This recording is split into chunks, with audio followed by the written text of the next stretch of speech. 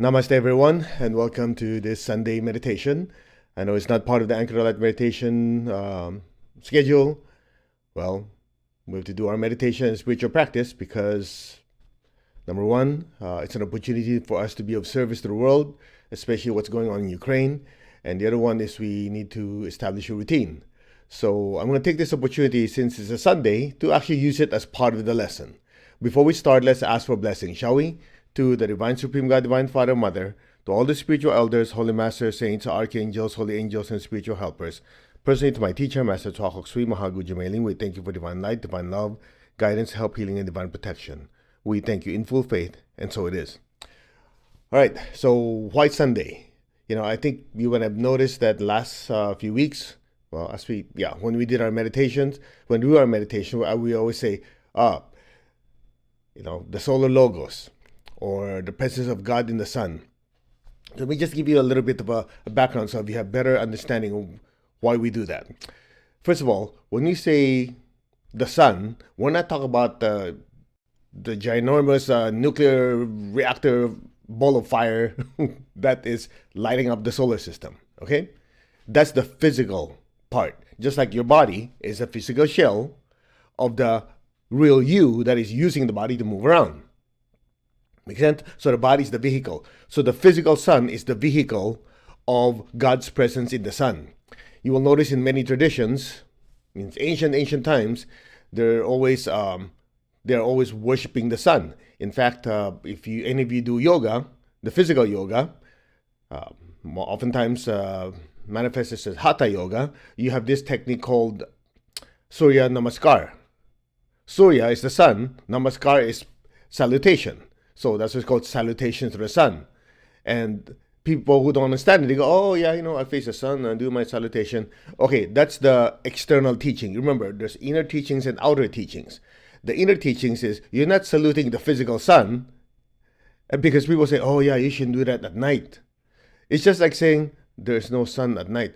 Of course there is. It's just on the other side of the world. That's why you don't see it, because you're fixated on the physical part. Make sense?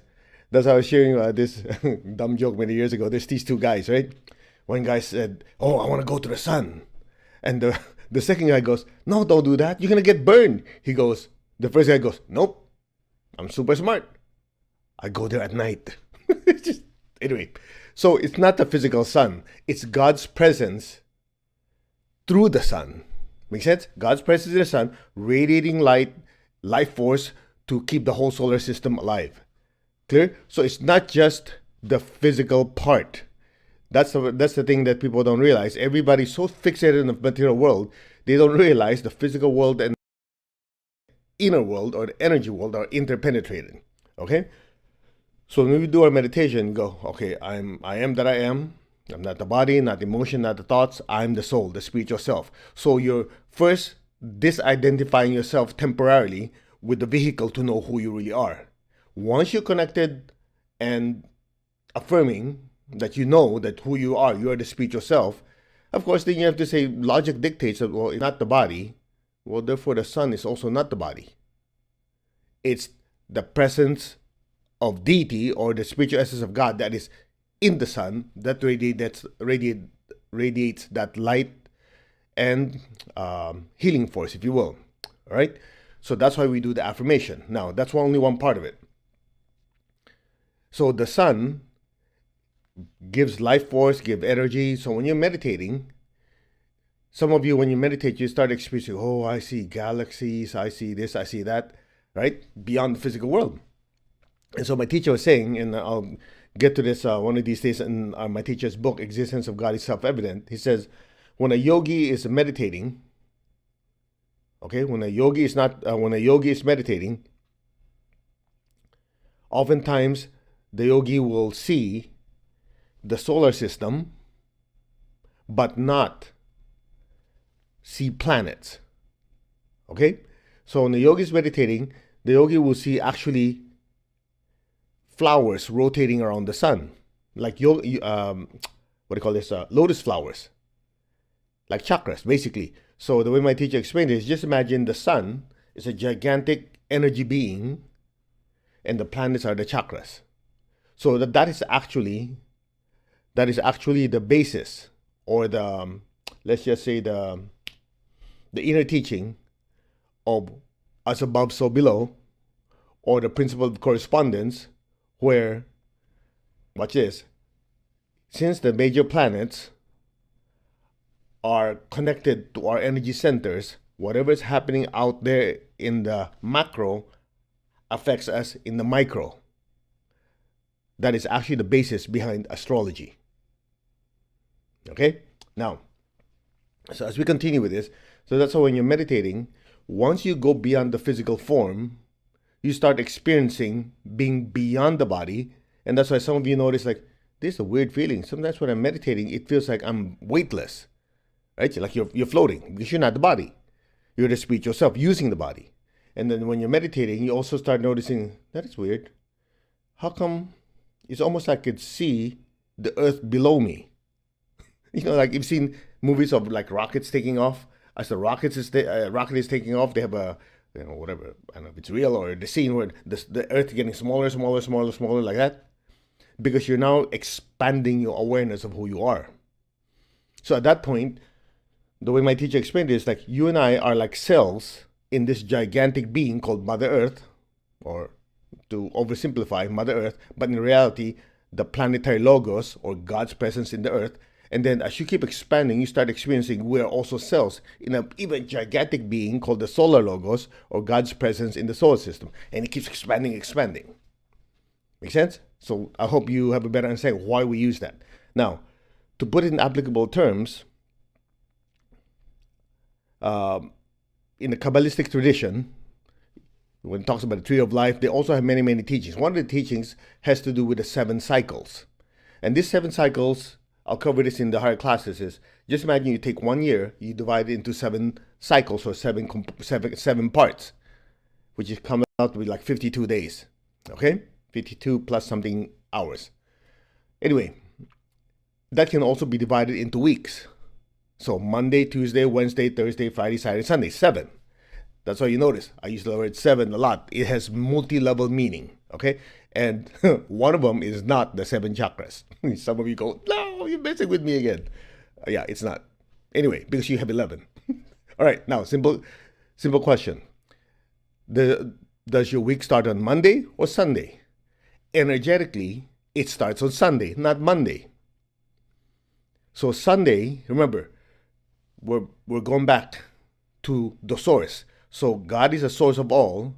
So on Sunday, that's where you connect to the divine source. And that's where you start your day. Start your week.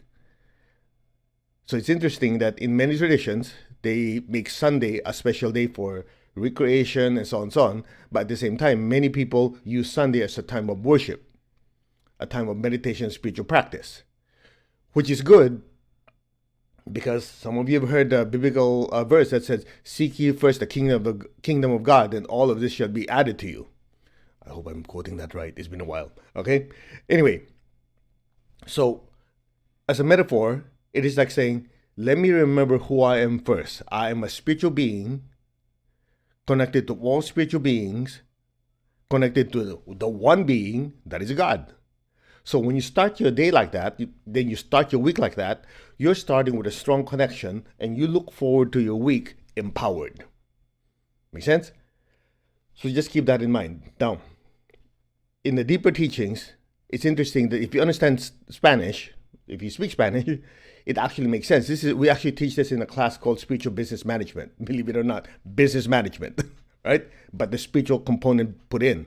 So if you speak Spanish, okay, Sunday is Domingo, Monday is Lunes, then Martes, then Miércoles, then Jueves, Viernes, and Sábado. Okay, the reason I know is because I come from the Philippines. In the Filipino language, there's a lot of Spanish in it. Now watch this. If you think Monday is the first day of the week, you're screwed. The question is why? Lunes comes from the moon. The moon is constantly changing. You know, it keeps changing. You look at the shape and so on and so on. And then if during full moon, when the energy of the moon is so strong, then the person goes like that. So in other words, it's changing. So you don't want to start your day or start your week on uneven footing. If you start your energy, you start your energy, you start your week on Sunday, you're strongly connected, lots of energy, and you move forward in a very, very steady fashion. I know some of you are lost, but anyway, you can rewatch this as many times as you like, and then from there you go. Monday is having to do the moon, Luna. That's why people who they go crazy during full moon, they call it lunatic. All right. Martes is connected to Mars, lots of physical energy, the god of war. Right, and then Mercules is connected to Mercury. That's why people say, oh, if Mercury is retrograde, the communication issues are problems. Jueves is connected to Jupiter. If any of you study, astrology, they always say Jupiter has, growth. Make sense? Then you have Viernes, which is Venus.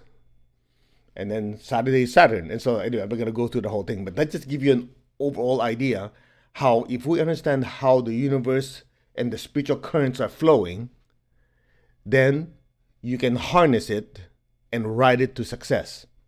Now, before we go to the meditation, it's something like this. I just want to warn you. Everything we're sharing with you, okay, let's say astrology, let's say what days of the week, herbs, oils, whatever, your birth date, your birth sign, so all these things. You have to understand one simple principle that is called the principle of multi-causal factors. Okay? Multi-causal factors. What is the meaning of multi-causal factors? By the way, Instagram and some of you, I think the connection, I'm in a hotel, so you cannot control how the internet here. So if this is blurry, I'm going to re-upload it for you guys, okay? So multi-causal factors is one thing that prevents you from being fanatical and nuts. Okay? I'll give you an example. Many years ago, I was teaching a class, and some of you know about feng shui. You know how you arrange your bed, your car, your house, your office, and so on, how it affects you. So there was a feng shui master who took my panic healing class, right?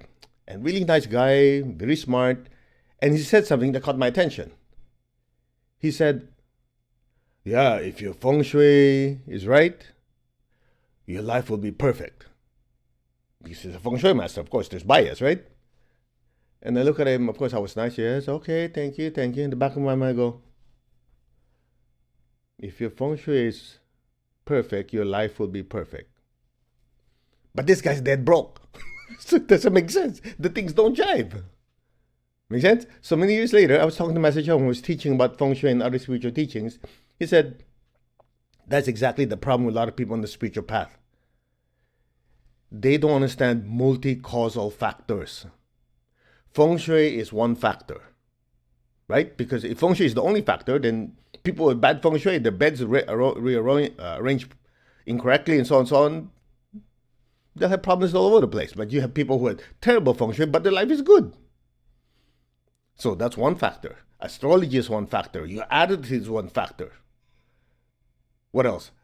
Are you a diligent person? Do you work hard? Are you focused? That's one factor. Your birth sign is one factor. These are multi-causal factors. That's the problem with a lot of people on the spiritual path. They go, oh yeah, as long as I do this meditation, I do this affirmation, I do this visualization, my life will be perfect. Hello, visualization don't pay bills. Get off your ass and work. Make sense? Then you have some people say, oh, I don't believe in all that hocus pocus crap. I'm just going to work hard. True, they work hard, but they seem to not notice how come other people are lucky, but they're not. There's some people who hardly work, and man, things fall on, good things come their way, or money falls on their head, and you have this guy who worked their ass off and nothing happens. Exactly the point.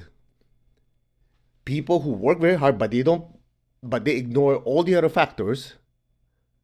Like, okay, if you want to time it, this is the best time to do something, when it's your birthday, and so on and so on. When you put this, let's just say, as part of your equation, it's just like saying, oh, I'm going up the escalator, escalator going up like this. The escalator is stopped. So if I go up, I can get up there. That's hard work. But if I time it, when the escalator is moving up, I ride it, then I ride it to the top. But if I'm even smarter, I want to get up to the top, while it's going up, while it's already moving upwards, I will also take each step going up, so I get up there faster. Make sense? Now, the person who doesn't believe in any of that stuff, is just do what I do, I don't care about anything else, there's only one factor. It's just the escalator is coming down, and they're still running up. They overcome it, they'll still get there. Make sense? The secret is multi-causal factors. That's why when we share these teachings with you, I don't just say, okay, if this is right, your life is good. There are other factors. You visualize, you meditate, okay, you are rearranging your energy body, your thoughts, your energy. Okay, now you have to execute, move your ass. Make sense? And then there's the factor of karma. There's another factor. So as you do your spiritual practice and meditation, you work hard, you think things through, you plan it, you have good attitude. You also understand the inner teachings of how, during the full moon, you should meditate and energize your projects. And when the energy level is low, you don't want to start your projects and so on and so on. When you have all these things put together, you have both the inner world and the outer world working for you. That is the smart way of doing it. So when I meet people say, oh, I just do this, the rest don't matter, I'm going, Om, whatever, Om. Just ignore them. You're so fixated on what you want. Well, go for it, buddy. I don't want to change your mind with facts. It might mess up with your mind. So when a person practices the attitude that everything has multi-causes, they are more balanced. Make sense? So having Sunday as the first part of the week for you in your consciousness, you get tapped into the energy. Make sense? So then you go through your week. Now, it doesn't mean like, oh, if I just simply start my day on Sunday, then I just sit on my ass and everything will take care of itself in the week. That's ridiculous. So that's only one factor. Make sense? Now, I'm sharing this with you so that I'm taking advantage of the fact that, we normally don't do meditation on Sundays, but because I'm teaching, I'm in class. It just so happened that I flew back from Florida, Tony Robbins, this past week. Fantastic week, by the way. And I want to take this opportunity, since it's one of those few times I'm not doing anything on Sunday, to hopefully share some of the teachings that have helped me in my life. All right? So I hope that gives you a broader picture. Now, speaking of tapping into the energy world, the Wesak Festival is coming up. That is in May 15, the most powerful full moon of the year. And so next month, which is April, is the first of the 3 most powerful full moons. April, it's like the opening. That's when you tap into it. May, what's called the Wesak Festival, the most powerful full moon. That's where the massive downpour of energy comes in. And June, which is the full moon of Gemini, is the distribution of energy to the world. So if you're going to miss any full moons, those are the 3 you don't miss. Clear? Anyway, we will continue to remind you about it. Now, so to kind of summarize, you have the inner world and you have the outer world. So the inner world has to do with your thoughts, your feelings, your spiritual connection, okay, how energy moves around you, your feng shui, if you want to call it. I think they call it Vastu in India. Astrology, all these things, that the immaterial part. So you take care of that. Then in the material part, okay, make sure you also, part of it, of course, it kind of overlaps. You also, with your attitude, okay, you get your body physically strong, you exercise, you eat well, you sleep well. That's the part that I know some of you start going to say, yeah, man, I don't believe in sleep. You heard me say this 1,000 times or more. Sleep is good. It gives the physical form an opportunity to recharge because your body's not moving. So as your chakra spin, as it absorbs the prana, that prana is utilized to recharge and maintain your body. Not to mention, that also gives your soul an opportunity to do service in the energy world. Because you see, when you're in your waking moment, what happens? Your soul is constantly directing the body, the emotions, the thoughts, right? However, when your body's sleeping, part of the soul is left in the body. A big part of it is roaming around in the energy world, doing healing, talking to people, giving, healing people, what do you call this, ministering to people who are in need. And here's another one, inner schools. That's why some of you wake up in the morning like, man, this is weird. I had many hours of sleep, but woke up exhausted. Well, guess what? You were out there doing a lot of service. So when you came back, part of the energy, maybe you did healing or something like that, part of the dirty energy, lower frequency, got stuck in your astral form. So taking a saltwater shower will also quickly recharge your body, because as you flush out with salt and water, suddenly your chakras become stronger. Okay, anyway, I don't want to go through that. That's another lesson. But part of it is that. Then some of you, same thing. You wake up in the morning, the body wakes up, not the soul. The body wakes up in the morning, go, wow, that was wild, man. Yeah, I had a dream of talking to people, great teachers teaching, but I don't remember a darn thing. And somehow that day, that week, you go to a class, you read a book, you go, oh yeah, that's what it was. Exactly. It's a reminder. That's why you should always journal. That's what we go back to one of the lessons before. That's why you have your inner life and your outer life. Part of your inner life is the life your soul experiences while your body sleeps. So if you're one of these people, I don't believe sleep. Sleep is good. It's not good for you, blah, blah, blah. You're missing out, buddy. But I heard that the more advanced you are, you don't need sleep. You're right. Let me clarify. Here is the dividing line. Listen carefully. Your body doesn't sleep anymore if your soul already has what is called continuous consciousness. That means whether your body's awake or your body's asleep, your consciousness is the same. I'm not there yet, but if you are, hey, go for it, buddy. In other words, even though your body's sleeping, you're conscious of the room, people walk in and so on and so on, and you decide to go somewhere else the entire time you're aware. When your body's awake, when your soul is communicating with another soul somehow, you're also fully conscious of it. If you're already there, you're right. You don't need sleep. I'm not there yet, so good night. Make sense? That's why when I see people, oh yeah, I'm so advanced, I only need 1.5 hours sleep and I'll be good. I'm going, yeah, you look like a shriveled prune. They're like, oh, I don't need sleep. I have a lot of energy. I'm going,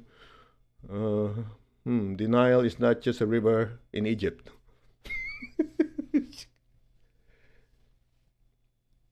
Nutrition, exercise, diet. Wait, no. Nutrition, exercise, rest. Critical. You want the vehicle that the soul can use. So one of these days we'll talk about dreams again. I had to talk about it about 2 years ago, maybe 3 years ago. We'll have a dream about it, and then that way you guys have a better understanding. Otherwise, people have all these ideas about what dreams are, and I'm going, okay. Clear? It has to do with the journey of the soul in the outer world and the inner world. That's that. Anyway, it's supposed to be Sunday. This is not supposed to be a Sunday sermon, but I guess we just made it. So now we're going to do our meditation. And now you have a better understanding of the sun. Then you realize it's not that ginormous ball of fire, but God's presence in the sun and through the sun. Okay? So get yourself situated. Again, for some of you, if the internet is slow or whatever else, again, I cannot control the Wi-Fi, and here I'm using hotspot or whatever we need to do. But I always have a physical, actual recording on my computer. So if the recording is, if the streaming is not good, I can re-upload it so you can take notes and study more. Right? That's that. Okay, shall we?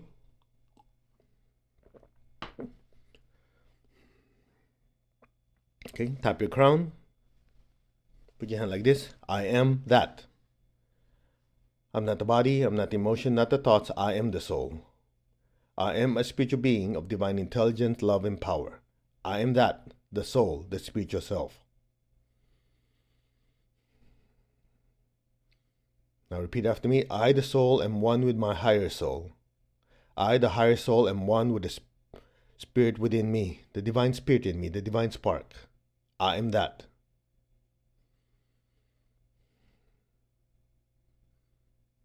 I'm connected with God, I'm one with God, I'm one with all. There's only oneness. Now be still. We're all beings of light, beings of love, beings of energy. Now imagine all of us are inside the big bright sun. Just say we are one. We're one with God's presence on earth. We're one with God's presence in the sun. We're one with God's presence in the universe. We're one with God. We're one with all. Now to focus the energy more, just say we're one with the central spiritual sun, also known as the solar logos.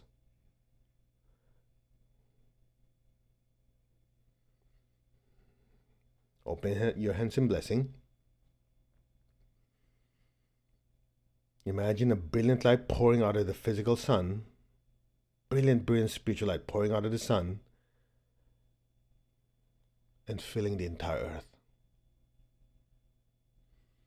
Let that energy fill the entire earth and narrow down and focus on the country of Ukraine. We will do the great invocation, modified version. Om, Om, Om. From the point of light, within the mind of the solar logos, let light descend throughout the whole of Ukraine. Let divine light descend throughout the whole of Ukraine now.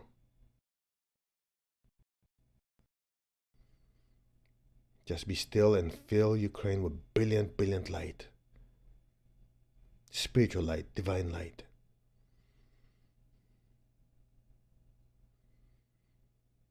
From the point of love within the heart of the solar logos, let love stream forth into the hearts of every person, every being in Ukraine, Russia, Belarus, and all the surrounding areas. Let love, unconditional love, kindness, and mercy permeates the hearts, minds, and souls in Ukraine, Russia, Belarus, Poland, and all the surrounding areas. So be it. Visualize people putting down their weapons. Visualize people, everyone, realizing that we're all spiritual brothers and sisters. Visualize everyone reconciling. So be it. Especially aim all that loving energy towards all the leaders in Russia, Belarus, and all the surrounding areas. Let there be peace, love, and healing. So be it. From the center, with the will, with the solar logos, let divine purpose guide the wills of every person, every being in Ukraine and the entire region. The purpose which the Holy Masters and the spiritual hierarchy know and serve. Let goodwill, and especially the willingness to do good, empower the wills of every person, every being in the entire region, especially in Ukraine. So be it. Let goodwill completely displace and disperse any ill will. Now, so be it. So be it. Only goodwill and the willingness to do good fill the entire region. From the center, which we call the Ukrainian people, let the plan of love and light work out, and may it permanently seal the door where any evil dwells. Now visualize this brilliant light just enveloping all the people of Ukraine in the country, creating a powerful, indestructible shield of protection from all harm and danger. So be it. With God, all is possible.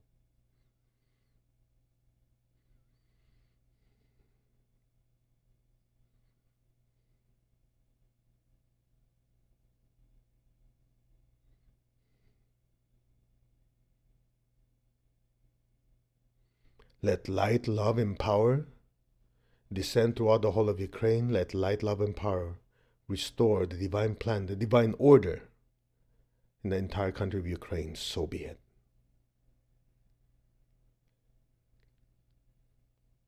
So be it. Be still and let the blessings flow through.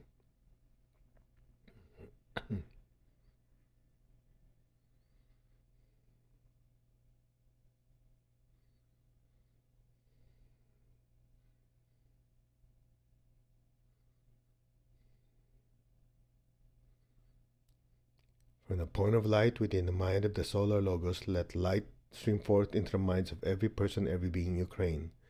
Let light descend throughout the whole of Ukraine now.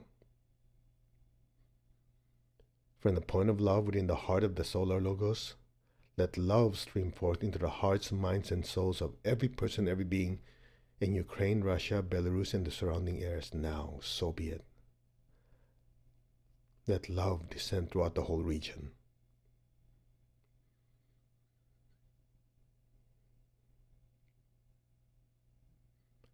From the center where the will of the solar logos resides, let the plan of love and light work out. From the center where the will of the solar logos, let divine purpose guide the wills of every person, every being in Ukraine, the purpose which the Holy Masters and the spiritual hierarchy know and serve. Let goodwill and the willingness to do good empower the wills of the Ukrainian people. So be it.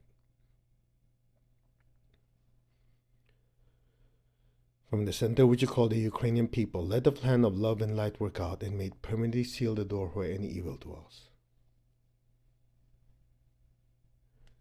Let light, love, and power descend throughout the whole of Ukraine. Let light, love, and power manifest the divine plan, the divine order for the whole country of Ukraine now. So be it. So be it, and so it is. Now be still. Keep your tongue in your palate. Just let the energy flow through us. Keep visualizing that brilliant, brilliant beam of light from the sun, just lighting up the whole of Ukraine,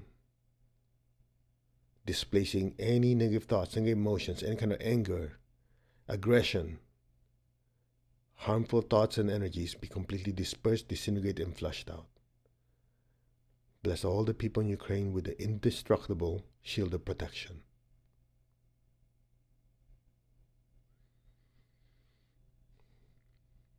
Now, just imagine a point of light on top of your head. Just put your attention there. We'll let the energy increase in frequency. From the point of light within the mind of God, let light stream forth in the minds of every person, every being in the entire earth. Let light descend on earth. From the point of love within the heart of God, let love stream forth into the hearts of every person, every being in the entire earth. Let love descend throughout the entire earth. May God's messenger of love descend on earth. From the center where the will of God is known, let divine purpose guide the wills of every person, every being, the purpose which the Holy Masters and the spiritual hierarchy know and serve. Let goodwill and the willingness to do good descend throughout the entire earth now. So be it. From the center which we call the human race and all the other races, let the plan of love and light work out, and may it permanently seal the door where any evil dwells. Let light, love, and power descend throughout the entire earth. Let light, love, and power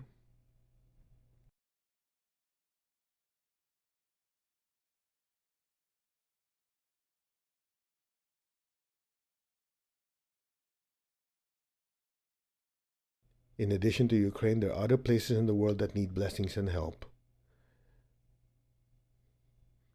Bless all the people in those areas. Venezuela, Colombia, Afghanistan, Iraq, Iran,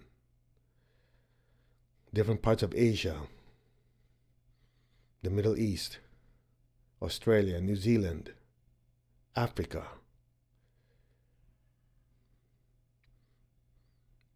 Many places, many people are suffering.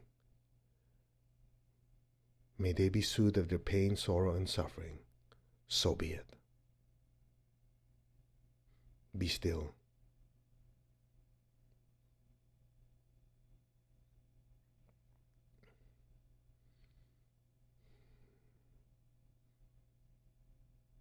Now let's seal the energy. Let's chant Om. Om. Om.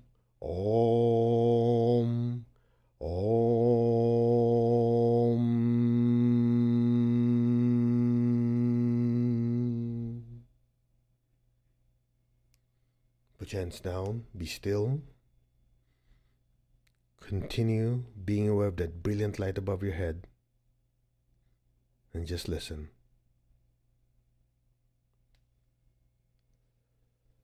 Om.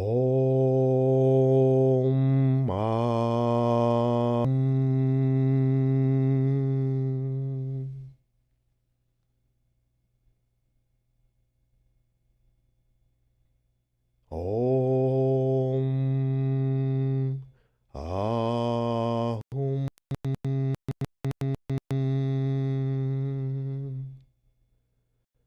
Om. Ahum.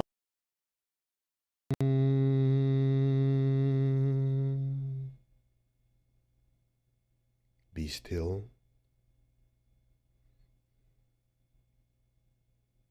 And let go. Now.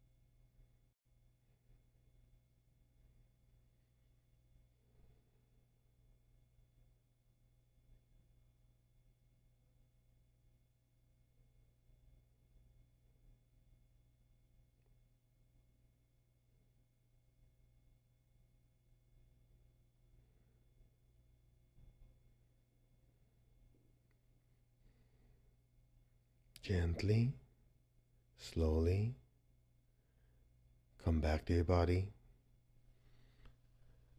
Raise your hands again in blessing. Visualize the people you love in your life. Fill them with golden light. May all of them be blessed with good health, happiness, prosperity, and spirituality.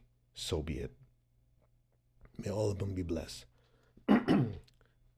Blessings be to all. So be it.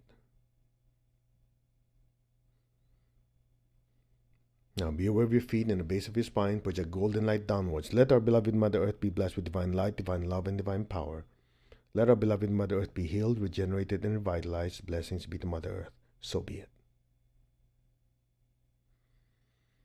Now we'll add one more. Let's take advantage of this energy we generate on Sunday. Put your hand like this.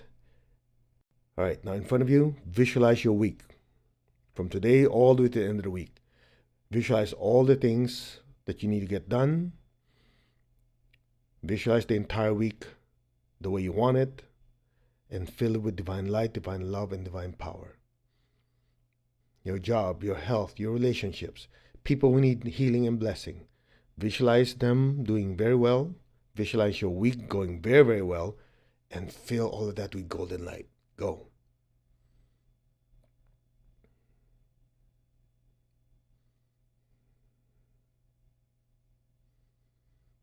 Keep going.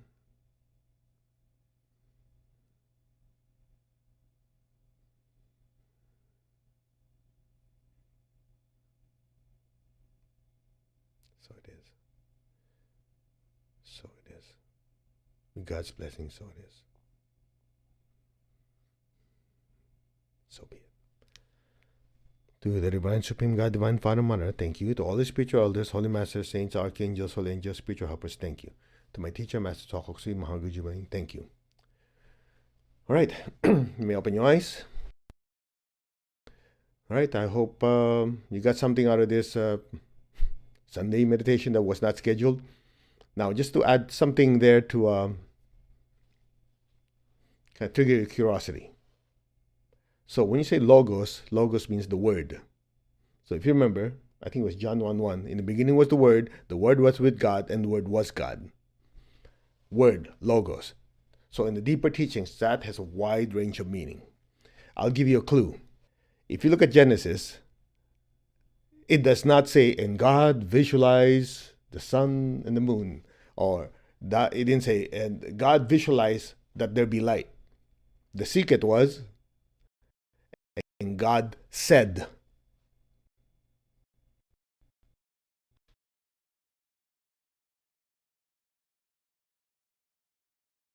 Solar Logos means God's presence in the sun continuously radiates this light, this love, this power, this voice or this sound to keep creation going and maintaining it. Okay? All right. I think I've done my job. Wish you all a wonderful week. Namaste. And we'll see you Monday for Anchor Light Meditation. We will move Monday's meditation 1 hour later to 11 California time because I have to get out of here and go to the office and all that stuff. Okay? Namaste.